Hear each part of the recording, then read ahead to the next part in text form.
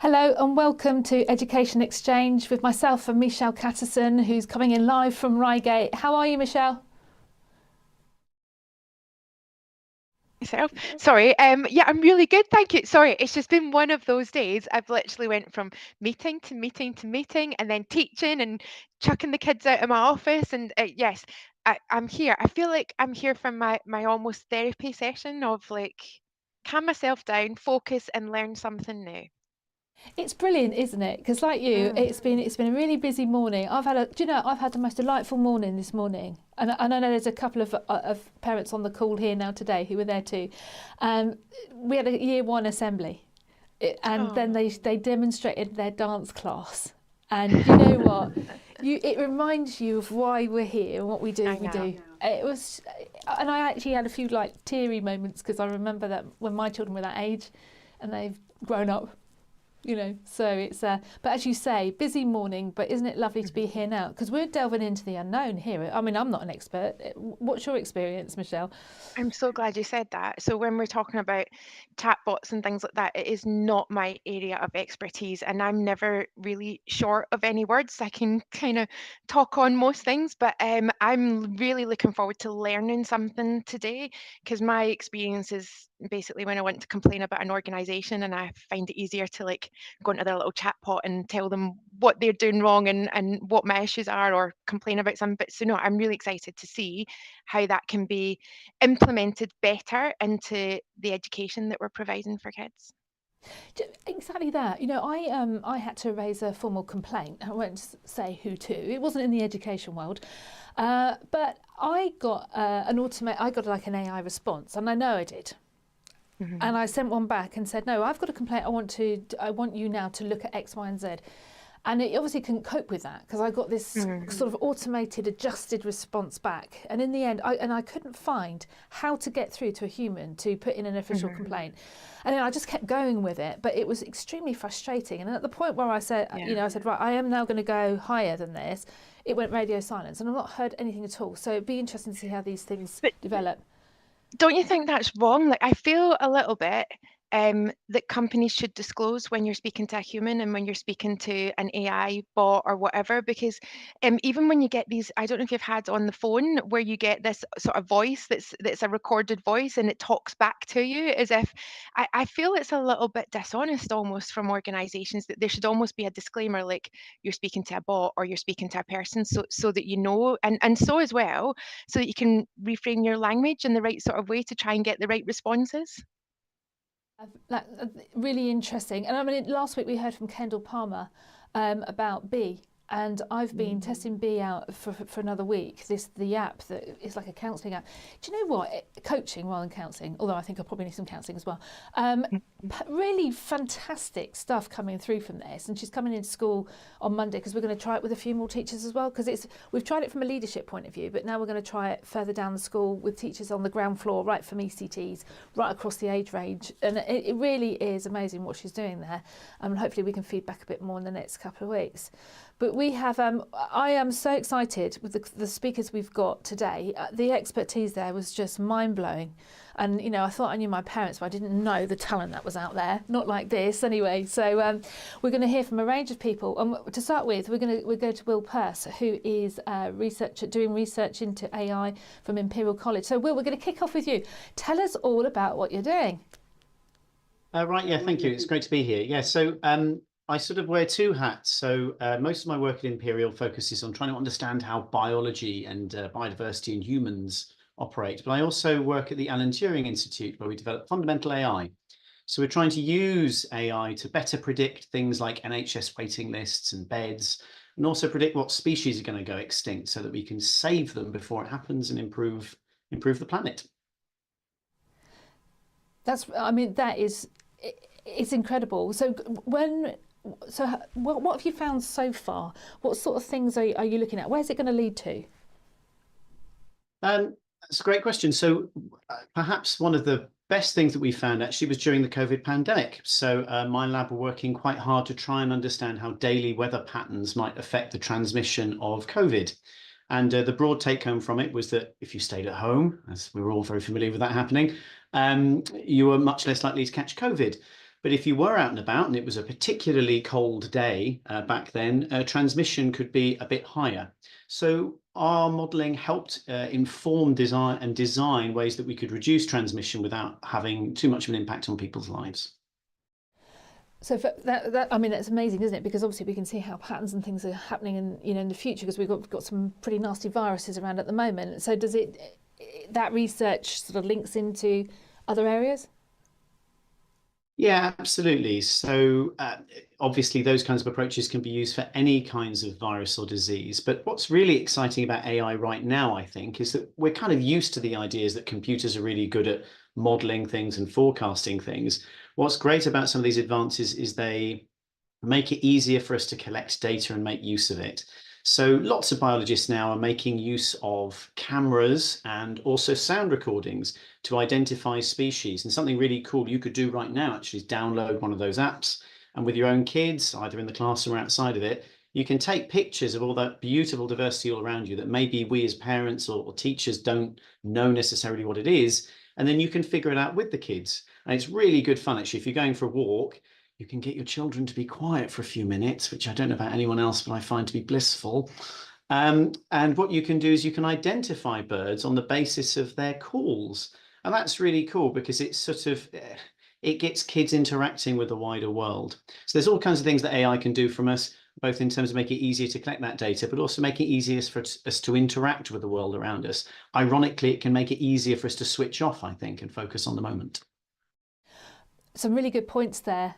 Michelle, about taking children out with the bird song, for example, being identifying birds. I mean, that's a really good opportunity, isn't it?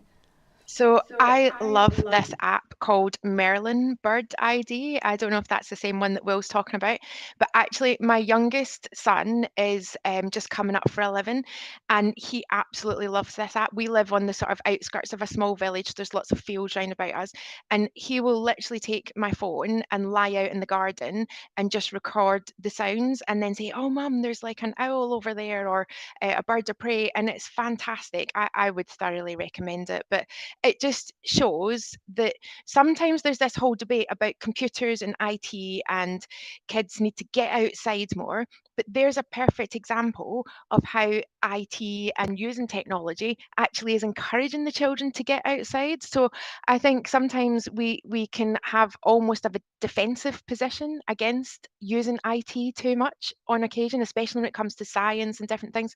I am a scientist, so that's my sort of background. But yeah, I think we really should be looking at ways to harness the use of technology to make our life experiences even better. And we've got Englemere Pond just over the road from us as well, so we can quite easily take the children over there and do things like that. Is that the app you're talking about, Will? Merlin? Was it Merlin? That was the one. Yeah, that is one of them. There are lots of them. I don't want to call out in particular one of my many friends who work on this and sort of emphasize one of their apps more. But that is a great one, and it is one I use. What is really lovely about them as well is you can actually show kids, and in fact everybody, how recordings of that can inform broader science. So it's really straightforward to take those recordings and then share them with scientists. And that's a great thing because it can show kids how the world around us is changing. And these kinds of apps that are, again, collecting that data and then sharing it broadly with the wider scientific community are really helping us track things like climate change. So in my own research, we've used these publicly made and citizen recordings to understand how it is that birdsong's changing as the environment shifts, and also how birdsong itself has evolved. So you can really show kids that kind of closed loop about how they can learn more about the wider world, and indeed we can, as a society, learn more about it and take care of it. So this morning we were talking about Madeira. Well, we were talking about the biology there as well. I mean, do you use those kind of things remotely to monitor, engage what's going on in other countries? Yes. So as part of a lot of my work, actually, we train people actually in AI methods. So I run something called the Sphere PPL network that does machine learning and AI training in Rwanda, actually. But you can also use these apps all around the world. So there's another one. I suppose I'll name another app then. PlantNet is a really fantastic app for identifying plants, and it has different packs wherever you are. So if you go on holiday, You download the pack that's appropriate to that place, and it'll be easy for you to identify plants, even if you're offline. So it can be really great wherever you are. Probably not so good for the Antarctic, I guess. There's probably not so many people using it down there. But broadly speaking, there's a pack for wherever you are. But isn't it wonderful that you can bring education on holiday with you? I know some people think that's a really sad thing to say, but when you're away, when you're on holiday in different parts of the world, it's a wonderful opportunity to explore things like that, isn't it? It inspires sort of you to be like that natural curiosity in learning. Michelle, what do you think? You've got your children younger, so when you go on holiday next, you're going to take a nap. Yeah, but we do, like, we love it. And even we went to Florida a couple of years ago, but we were in the Everglades and we're walking about trying to find loads of animals, and you hear a crazy bird noise or you see a really unusual insect that you don't know how to identify. So, I mean, gone are the days where you have to get out all the big encyclopedias and things like that. You actually have that technology literally in the palm of your hands to try and find out more information. And I just think it's a great talking point as well in the family unit. So sometimes even when you're trying to, as a parent, because my kids are 18, 16 and 10, connecting with the older kids, it's a good talking point, and it gets everybody interested. And even the other week we found a really unusual spider in the house, so I used one of the insect identifiers and it was a false widow and made sure we definitely got rid of that out of the house. But it's quite exciting, these little things, and I don't think it's just because I'm a scientist and I'm a little bit biased, but even getting your kids excited about life in general and life away from the TV and life away from everything that's very specific to them is just so important. Brilliant. And we've also got Carolyn here today as well, who teaches at UCL. So Carolyn, can you tell us what it's like in your world? Yes, certainly. So I'm Associate Professor of Computer Science at UCL. And so we are in the sort of the heart of the AI revolution, both developing it and applying it as well. And really just sort of picking up on what Will was talking about earlier. And I think what I feel is that it's, the first wave, the first revolution of sort of data science and AI was to use this kind of, people had mountains of structured data kicking around in organizations and institutions. And the first wave of AI and data science was really starting to make use of that. And now what we're looking at, and the second revolution, if you like, or is what we've seen in the last year or so of people being able to, or computers being able to ingest what we would call unstructured data, which means that it's making sense of something that really up to now only a sort of a human being would be able to make meaningful, or you'd have to have a human in the loop, if you like, of taking sort of unstructured data and coding it up into a way that a machine can make sense of. And I think this is what we've seen. What you type into a chatbot can be relatively unstructured, and I think this is the revolution that we're seeing now. And again, as people have said, there's apps for birdsong, there's apps for for stars. And one thing I think that might be quite interesting is, for children with sort of special, sort of additional needs, things like the traditional sort of text to text or speech to text sort of applications weren't that useful, because quite often younger children with special additional needs can have sort of issues, even speaking in a way that something like the text converter in Word or something like that would understand. And I think hopefully what we're seeing is, this will go to places which can actually, help people to communicate in a way that, the current systems or the older systems maybe weren't quite up to doing, because they would have been trained on very structured adult speech, with adhering to very sort of constrained rules of grammar and pronunciation. So Carolyn, obviously it's a very fast-paced world that you're living in now. So your job, your courses and everything else must be constantly changing and adapting, are they? Yes. I mean, that's certainly what we try to do. I think that really from the sort of, I teach at an MSc level, and really the sort of courses that we're talking about, maybe in 2 or 3 years ago, large language models would have been quite niche. You could have probably quite happily gone through a master's in AI or machine learning without really learning much about large language models. And now, of course, they're absolutely fundamental to everything. So it's keeping up with that, but it's also trying to keep up with assessment. What's a fair mode of assessment with things like this available? What is your role as an educator? And we have this sort of duality of training students to go out into the world where large language models are ubiquitous, but also having to make sure that people have a fundamental ability, that they've absorbed the fundamentals that you've taught them, and that you can actually differentiate in some way between students. And that's something that exercises a lot of our brains a lot of the time. But yes, absolutely, you have to be on it. And I think that's true of all sectors, not just education. Where you think you were a week ago will almost certainly not be where you are now. I mean, we've just seen, it's been a fairly tumultuous week in generative AI, as an example.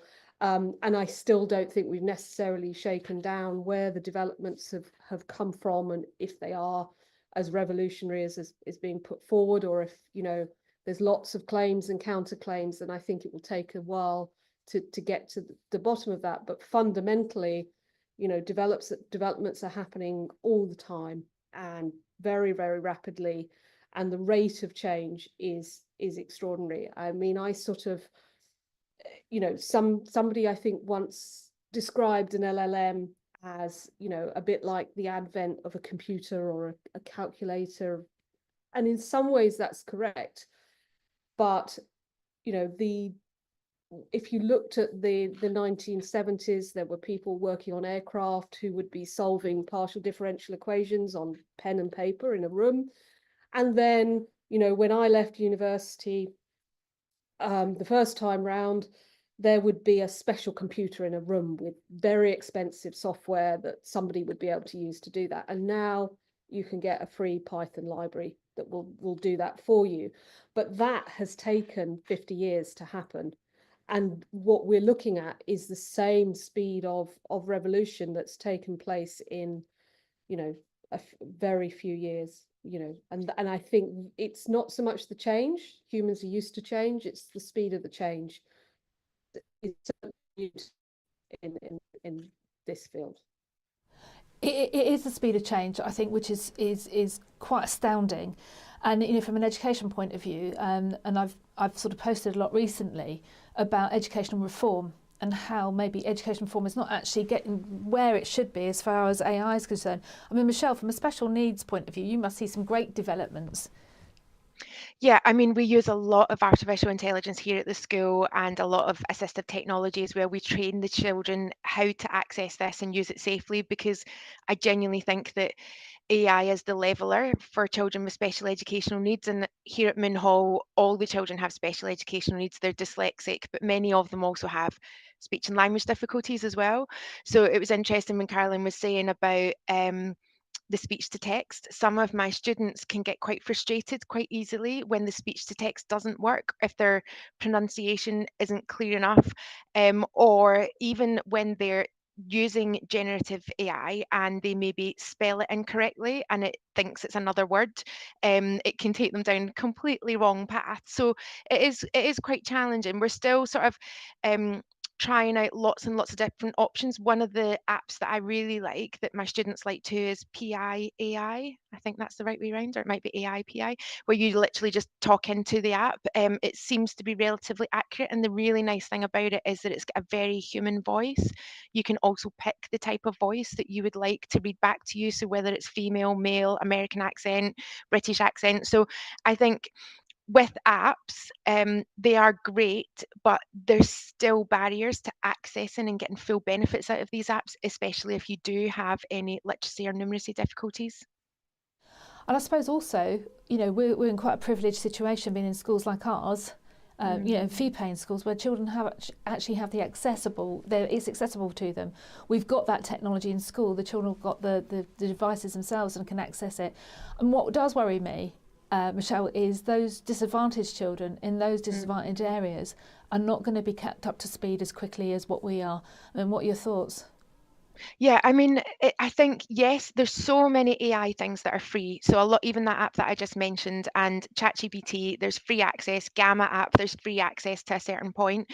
I think when you're using AI within an educational setting, what's actually even more important is that you've got teachers that are interested in it and are willing to talk to students about how to use it. Because if you don't have staff that are confident and competent in using these new technologies, then the gap absolutely widens. So yeah, I do agree. Like, obviously we have access to resources here at the school that perhaps might not be available at other schools, but what we also have in the independent sector is an ability and a willingness to do things a little bit differently. So to think out of the box, to think about what might be best for the students, and to do things bespokely for them, and that includes staff CPD as well, and different opportunities around that area. So I think for disadvantaged students, there can absolutely still be the same level of access. And if I was in a state school, and I have been a governor of a state school, I would be investing in staff CPD to try and get the staff really well versed so that they can help guide the students to use the things that aren't going to cost a lot of money.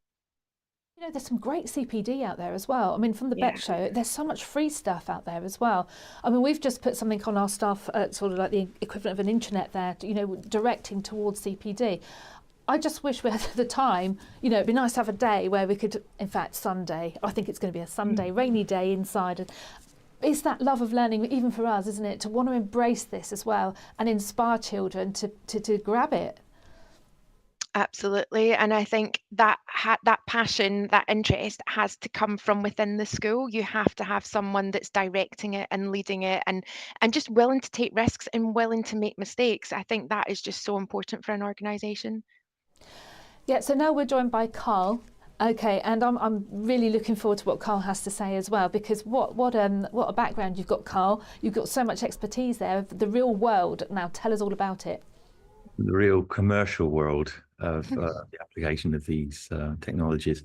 So yeah, I'm the Chief Innovation Officer for a company called Bandwidth, which none of you have probably heard of at all. But you're actually using some of our stuff in this call right now, believe it or not.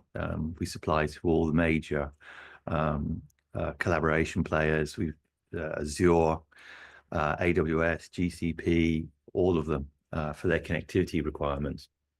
Anyhow, in the course of all of that, I quite often work with companies which are in generative AI with large language models. Most often it's chatbot type technology, to be honest with you, very much focused around contact centers and things like that, where people really see the rubber hitting the road in terms of being able to get money out of this technology, if you see what I mean, or to save money out of this technology. And it's really interesting when I was listening to you all talk before about, you know, raising a complaint and all that sort of stuff and saying how awful it can be.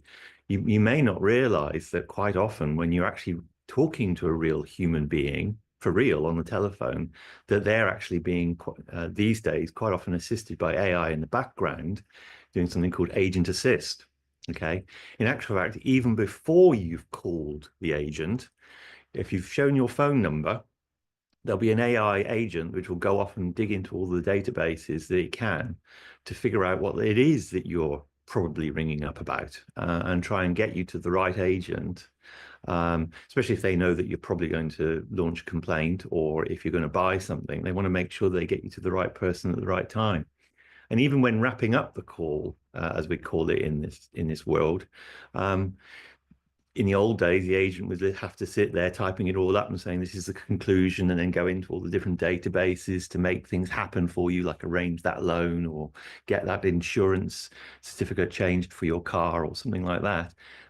Nope, no more. Generally speaking, the call is all wrapped up and done, and the agent does it all for the human being.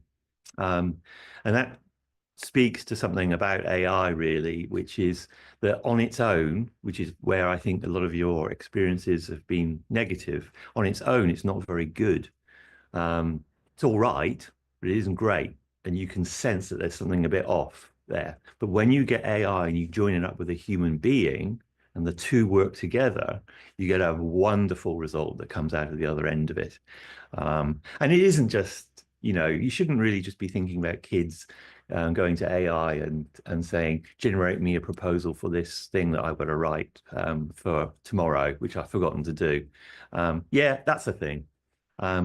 What I'd like to see more often happen is that children use it as a research tool, using their own brain as well, though, using their primary sources of information, but as a tool to be able to pass together huge quantities of data. In other words, student assist. If such a thing as agent assist exists, then surely there should be something like student assist to help our students learn more and to have a deeper understanding of whatever subject it is that they're currently looking into.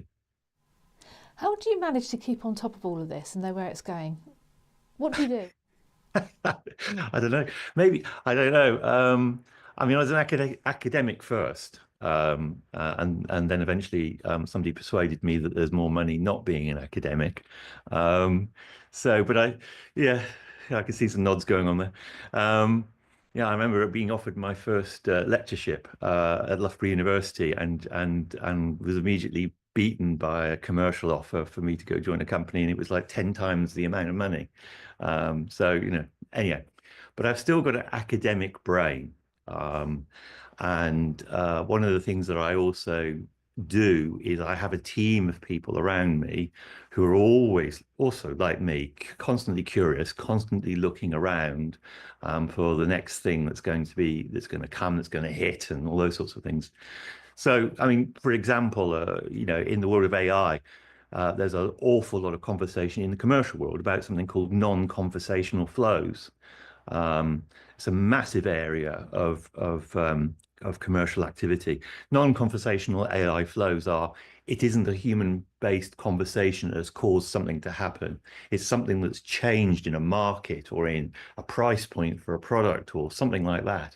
And then using AI to then bring together all the conclusions of that to the right end, which could be a case of raising prices on your website, or it could be of ordering more stock, or in all those sorts of things. So, that's an area where I've got a whole team of people just looking at those non-conversational flows, because actually potentially there's more money in that than anything else. So maybe the best way to put it is, yes, I'm an academic, but also I do tend to, I'm sorry about this, tend to follow the money. Wherever the money goes, that tends to be where the activity is. There's nothing wrong with that at all, but 100%. And the curiosity, you just hit on that word there. We've got to keep that in our children, haven't we? Curiosity has got to be the key. Michelle, what do you think? I'm feeling a little bit worried for my job the more this conversation's going on.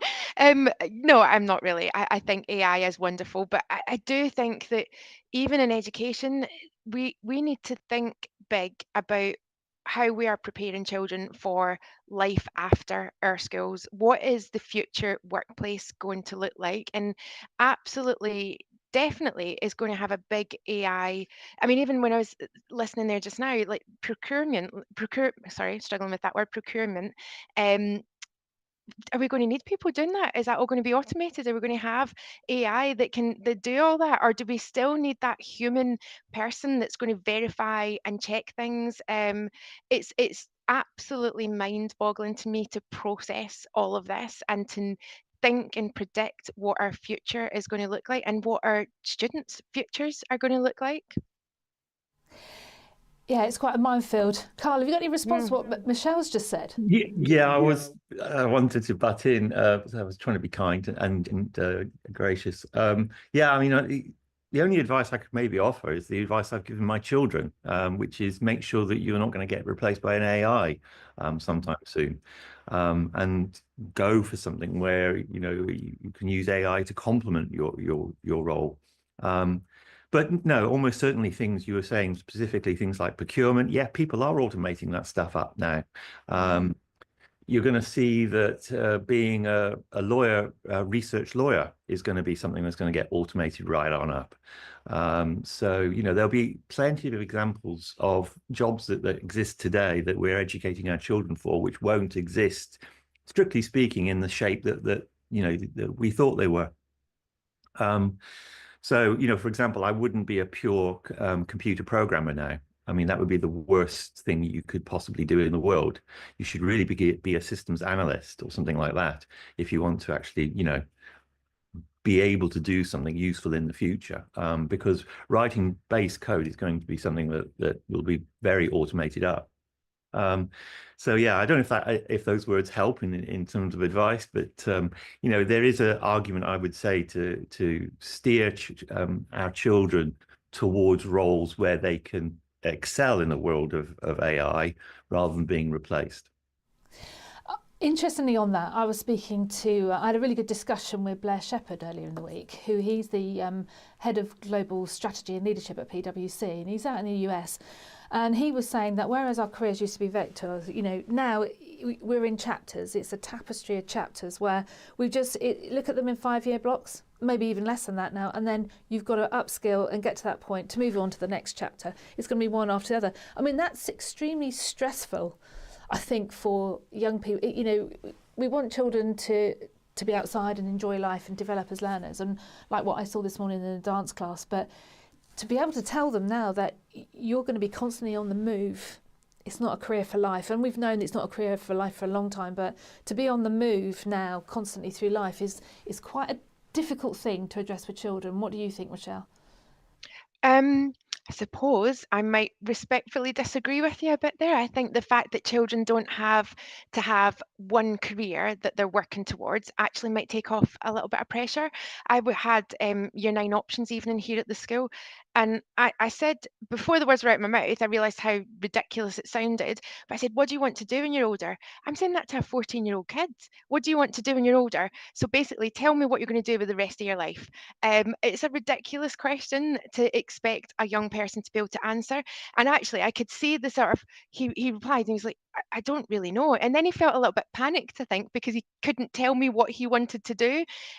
So we obviously spoke about sort of wide variety of GCSEs and not pigeonholing yourself in one specific area.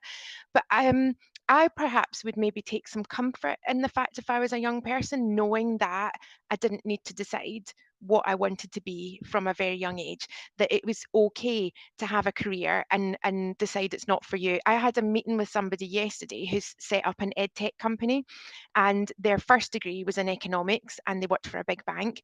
Then they trained to be a chef and worked in Michelin star restaurants in London, and now they're doing ed tech and they just want to sort of give back. And I just think that I perhaps feel reassured by that as opposed to worried by it.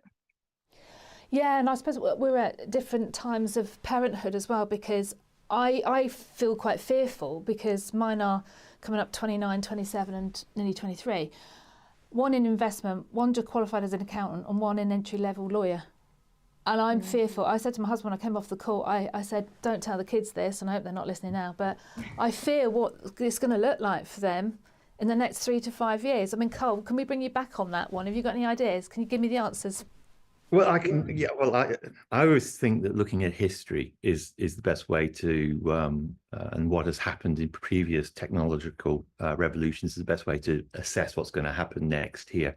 So somebody mentioned about in the old days, you'd have a computer. I don't know if people realize this. A computer, in its original definition, was a human being.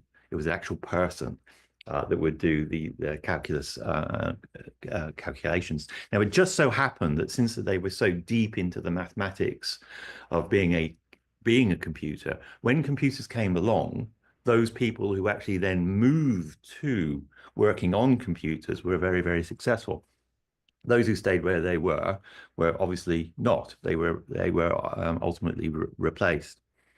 I think the difference here in what we're potentially looking at in the future, it's going to be bigger than just replace. Well, okay, let's just accept that replacing jobs is a thing. Okay, it's going to happen. Okay, and people are going to have to upskill and so on and so forth. But there's going to come a point where working a 40-hour week is not a thing anymore.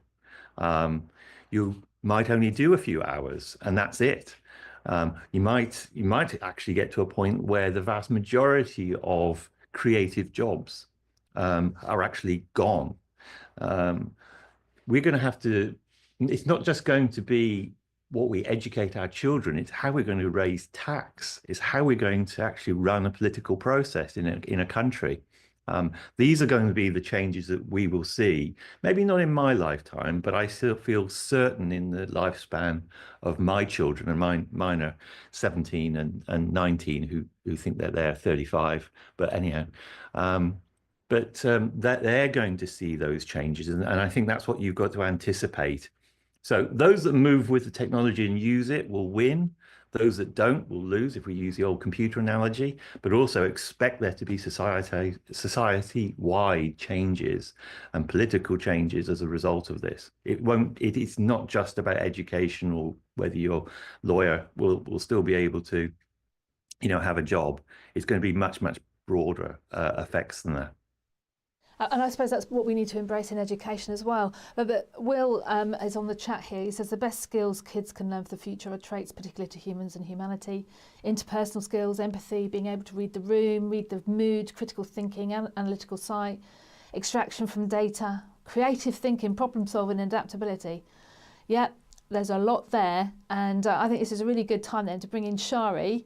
Shari, you've got your experiences and what you do is very different as well. So tell us what you do. So funnily enough, my job came out of the last revolution. So as Carl and Caroline pointed out, with computers going away, typing pools, calculators, I now work in data analytics and software engineering. The difference now is that whilst that revolution was a 30-year span, this revolution is more like a 30-month span. Is so fast, and out of it will become new jobs, which is tremendously exciting. And it's really good to think about that, what we could do and what our kids could do. But from the finance technology side, our responsibility is then to ensure that governance and compliance keeps up. And I was really excited to see Will, because I'm a huge fan of the Alan Turing Institute. And if you'll know, a long time ago, they came up with fast track principles. And that's kind of where we've kind of come from. Like, if you sort of boil it down to the simplest level, the fast track principles were beautiful, elegant, simple. It was fairness, fairness, accountability, sustainability, and transparency, which I really love as the foundation of taking it forward and evolving it in the right direction. So fairness was about not having bias, depends on what data you feed it to. Accountability, make sure you have oversight. You can't say it's not my fault, I built it. Sustainability with the environment, because it's going to need a lot of processing power. And transparency, to make sure the systems are open to scrutiny. And ironically, with the declaration, Christine, you said at the beginning, where I declare I am an AI chatbot, there's no way through to a human. If we look at the Turing Institute fast track principles, then that would say, right, you have to do this. And I think that framework, which the government adopted in 2019, should then sort of grow to steer us in the right direction. And then as a result, the regulators take over and then the companies follow. And I think with that kind of governance, it could really enhance the way we work. So what's really interesting, just going back to your career, because it'd be really interesting for people to see how you changed and adapt, Shari, because where did you start from? When you left school, what were you going to do, and how did you get to where you are now, doing what you're doing? Well, Michelle, I didn't know, but I'm still asking my kids, like, you need to know what you have to do. I didn't know what I wanted to do, so I kind of stumbled into like defense research, technology, systems engineering. I kind of just fell through it. I was lucky in a way, because there were less jobs and more opportunities. But I kind of ended up with finance technology. I'm a researcher at heart, but it's a kind of a nice blend between artistic, creative, but yet still has the research element. And we've then truly embraced the AI for coding, AI for research, but it really is just a tool at the moment. So as long as we maintain those principles, the Alan Turing originating principles, I think it could really kind of enhance what we do and where we ended up. Brilliant. Michelle, have you got any questions for Shari? No, I'm just feeling a little bit overwhelmed. I'm just going to share in this safe space with the group. No, I'm genuinely like, there's just so many things to think about, the whole governance and compliance side of things, and the principles of why are we doing this and what are we wanting to achieve by doing this. It just further solidifies my position that yes, AI is wonderful, and yes, there are so many benefits to it, but there's also these sort of guiding principles that we really need to make sure that we're doing things for the right reasons.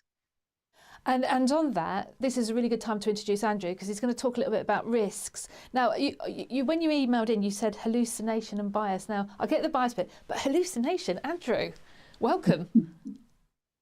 Hey folks, Andrew Crown-Kirker. I'm a technology strategist. Basically work with large enterprises to leverage how technology solves complex problems. I'm really excited to hear some of the applications which you guys identified with the kids, because 7 years ago, I stood on stage in Google World showcasing how we developed Visual API, which was basically using vision to identify stuff for pest control firm, where the pest controllers were using image to identify which insect it was and then recommend what product was going to use to eradicate it. So yeah, it's good to see how technology in enterprise is coming back into the consumer world mainstream. So hallucination. The thing about AI and large language models, and probably better people in here than me to talk about it, is it basically uses patterns and it makes things up. And unfortunately, not everything you get may actually be correct. And when we get to a position where everybody thinks what comes out the chatbot is correct, and we have no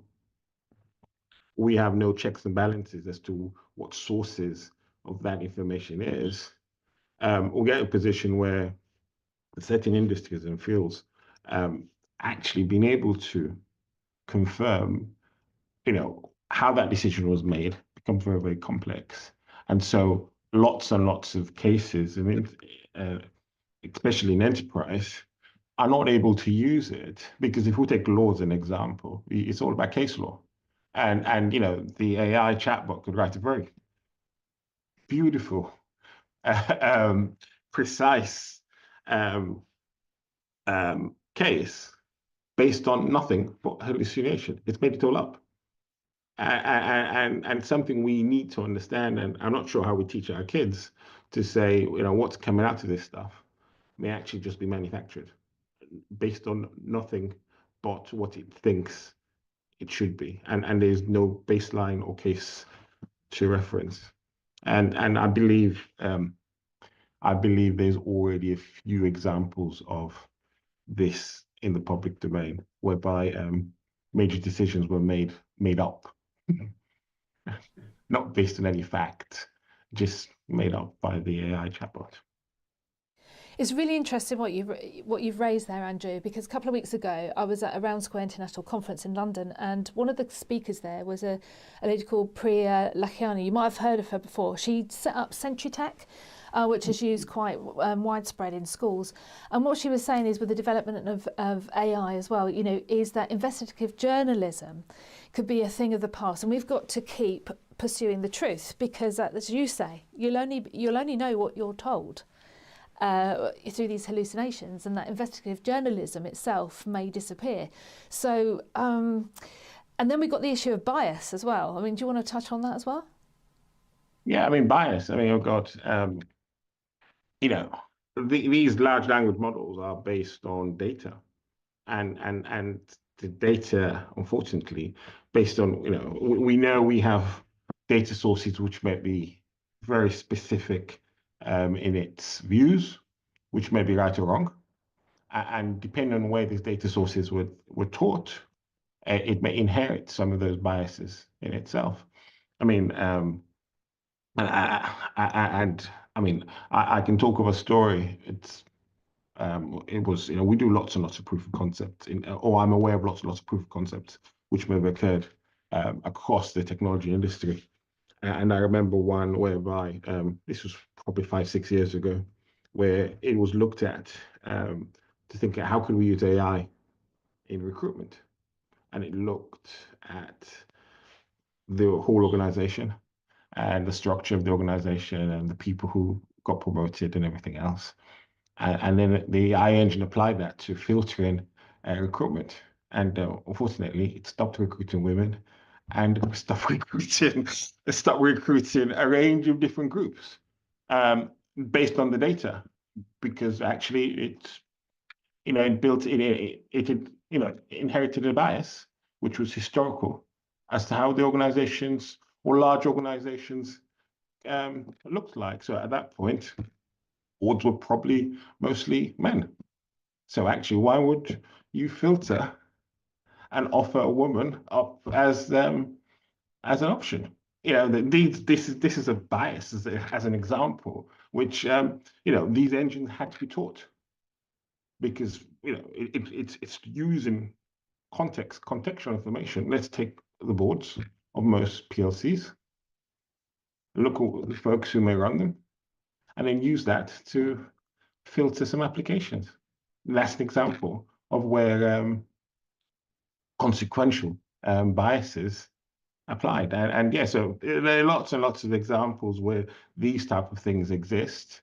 We know of police forces who may have been using again visual technology to identify criminals, and we know that it affects different races better than others, because again the data used to develop the model has a bias built into it.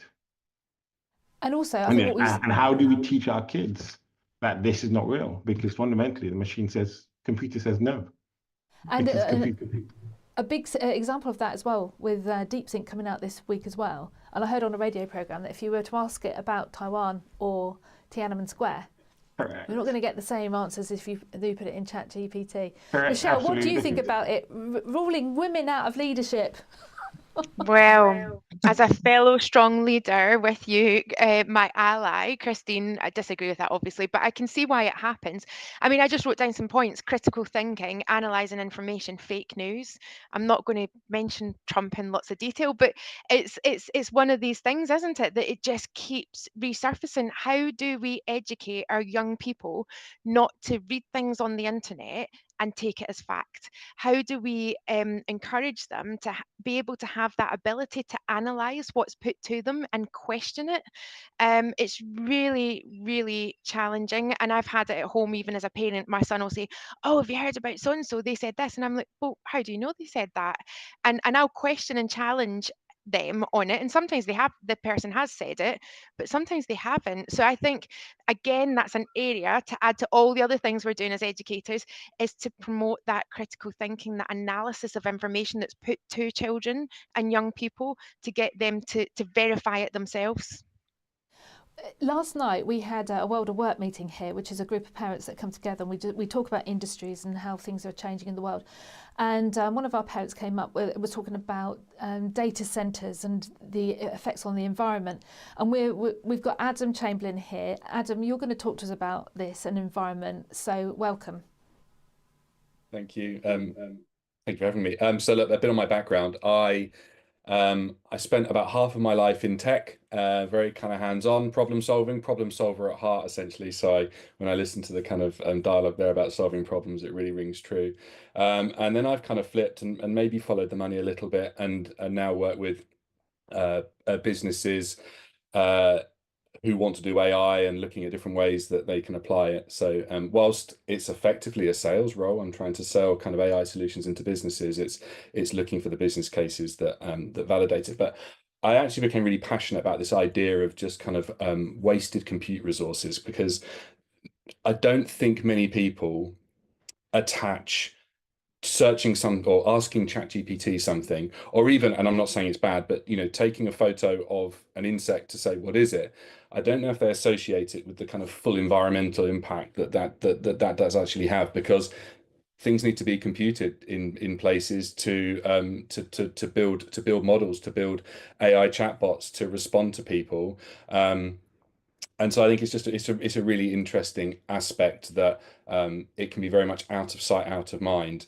But there has never been a higher demand on building data centers to house processors, memory, storage, and software to run all of this. So but it doesn't get considered, I don't think, generally.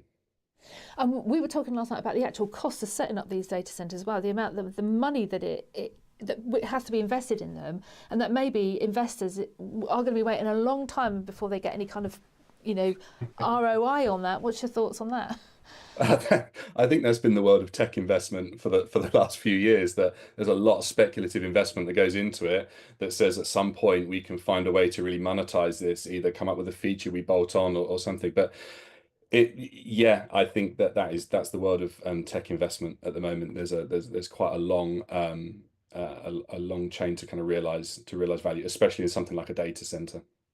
But how they get, I was going to say, how they get kind of bought, procured, built is evolving as well. It's kind of now become much more outsourced. You get specialist bodies that kind of go in, they find the land, they build them, and as opposed to people owning them, no one buys aircraft anymore. They rent bits, rent engines, and data centers are going down that same route.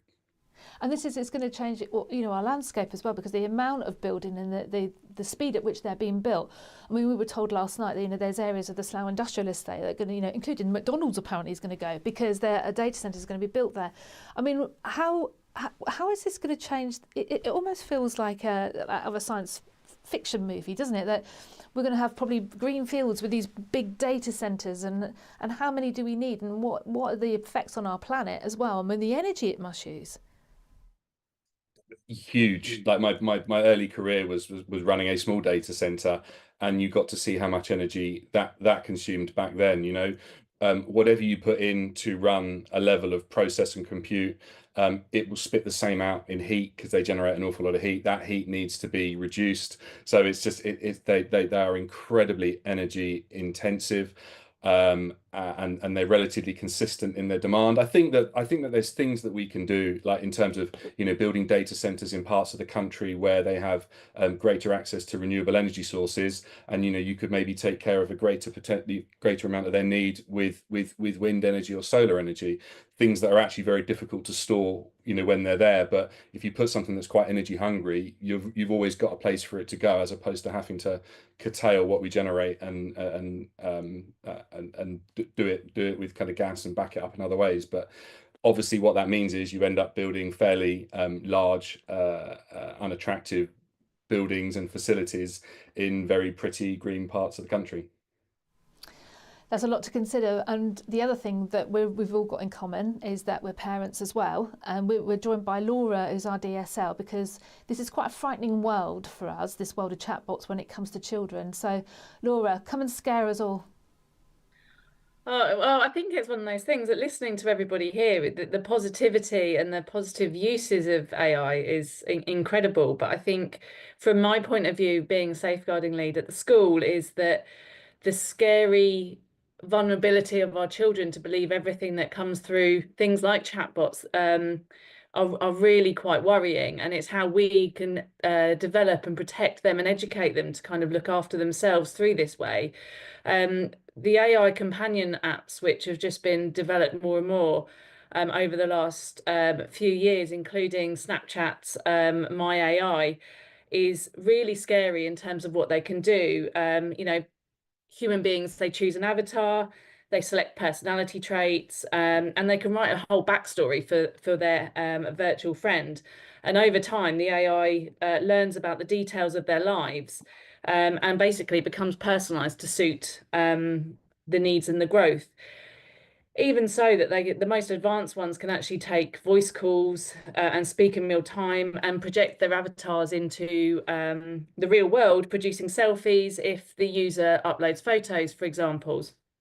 And I think ultimately the way that this works is that it gives the affirmation and the positivity that children, especially teenagers, so often crave. They give them that dopamine hit, almost social media on steroids, really, for those like buttons that they always get, but actually to have that in real time through these AI companion apps is really quite worrying. I'm sure we all remember as well of Jaswant Singh Chahal, who broke into Windsor Castle a few years ago to try and kill the Queen with the crossbow. The investigation actually showed that in the weeks leading up to his break-in, that he had numerous every day, every evening chats with his AI girlfriend, who actually encouraged the plot and said how his plans were very wise in order to do so. And obviously that led to him going ahead, and obviously thank God that the tragedy never happened. But research has shown, research from the University of Cambridge has shown that in My AI, which is Snapchat's My AI companion, someone that was posing as an adult that was posing ultimately as a 13-year-old child, the My AI actually gave a girl tips on how to lose her virginity to a 31-year-old. The same app also how to hide drugs, alcohol, hide even the Snapchat conversations from parents to enable that the confidentiality, if you like, between these companion apps. And this therefore is just preying on our children's vulnerabilities, and ultimately children especially are much more likely to treat chatbots like they're human. They're much more likely to disclose information about their own mental health to chatbots rather than they are to an adult. And I think in our world, looking at, you know, all children are vulnerable, but children that are more susceptible to vulnerability, like children with neurodiverse traits or part of the LGBTQ plus community, or who are more introverted, are much more likely to go to using these chatbots to find this companionship, and sometimes even developing sexual relationships with chatbots, self-harming through chatbots, because that's what their companion is telling them that they need to do. And I think there's an awful lot of work that needs to be done on educating our children to really keep safe on AI chatbots and how to, yes, use them effectively, but also really safely, and to make sure we're safeguarding them as well. It's such a scary world. And Michelle, you know, your school, with your neurodiverse children, this must be a particular worry for you. Yeah, I mean, my kids at Moonhall are vulnerable. They take people on face value. We do have a number of safeguarding incidents that pop up throughout the year where there's been potential grooming, or they've shared too much information online. They've been far too trusting. It's really scary. It's scary for parents trying to give their child a bit of independence, but without kind of letting that go too far, and then they get themselves in a situation where they're in danger. But it's just a constant battle. And hearing all of this, I've kind of went up and down on the emotional chart. I've been like, yes, this is so exciting. Oh my goodness, no, it's not. And all of these different things. And I don't know if everybody remembers that program in the BBC a few years ago with Ben Fogle, where they went and lived on a desert island in the north of Scotland. I'm kind of quite tempted at the moment. I'm not going to lie. it's such a tricky world that we're dealing with, and I think, you know, Will's been putting some really lovely comments in the chat here as well, and it's all boiling down to curiosity and to teach our children to ask why, how, what if, because he says, and this is a good parting statement, is because very soon what sets you apart won't be the things you know, but the questions you ask. So I'd like to thank everybody here today. Look, we're nearly spot on. We've only got like 20 seconds left before we fall into that hour. We're getting expert at this, Michelle. Maybe we should do it again. Yeah, and we're going to do it again on Monday, because we're going to be talking about leadership. We're going to be talking about all these skills and how we apply them to leadership.